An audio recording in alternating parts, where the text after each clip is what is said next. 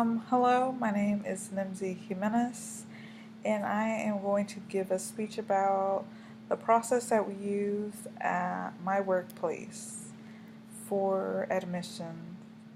So I currently work at a mental health children's clinic, and we go through a process that we call it the intake process for when we're admitting any new patient. So for a new patient, when anybody calls to ask for an appointment to be admitted um, to our facility, we have to give them actually a different number for them to call, and that number is um, 1-800 446 8253. So that number is the number that we tell them to give a call and to inform them that they're wanting to set up an intake appointment at our location. And we do inform them that before they do the call, they will ask them a few questions to try to make sure that they are getting scheduled in the correct location or the closest location to where they live. So, and then from there, before they also come, um, and after we call it the intake log.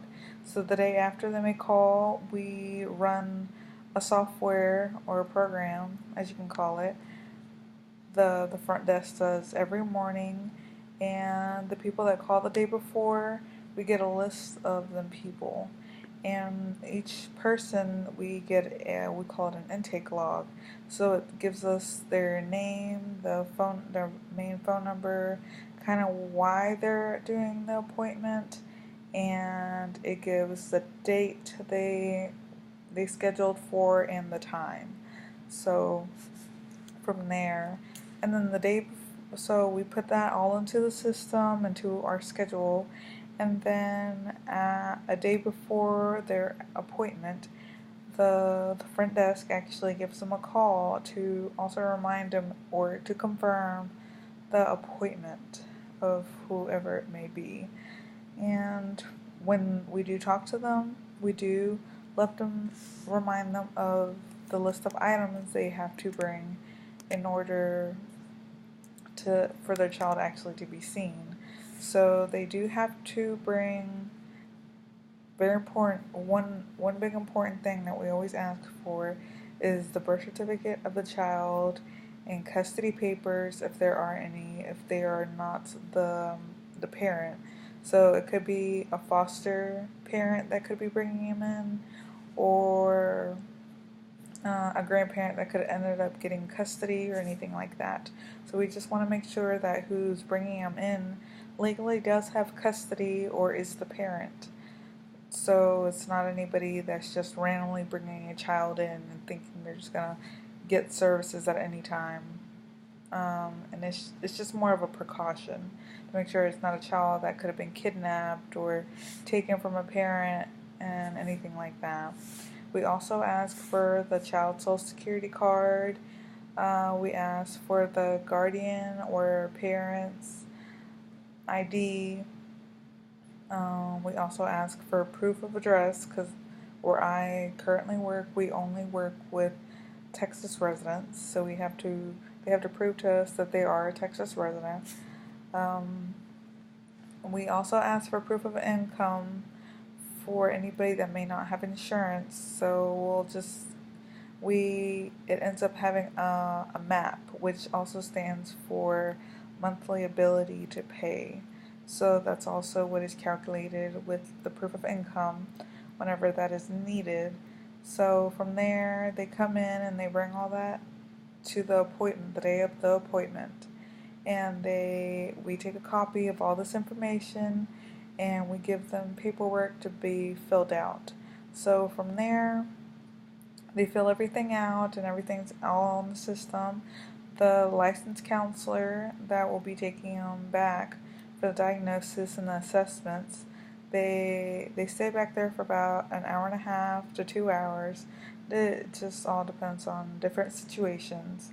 and different reasons of why they may have came to the appointment.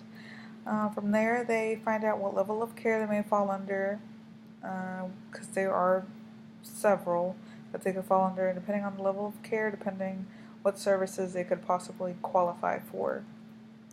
So if they decide that they want to do services here, probably about a week or so after their intake appointment, whoever our program manager assigns this child to from it could be one of the caseworkers or counselors that we have at the facility.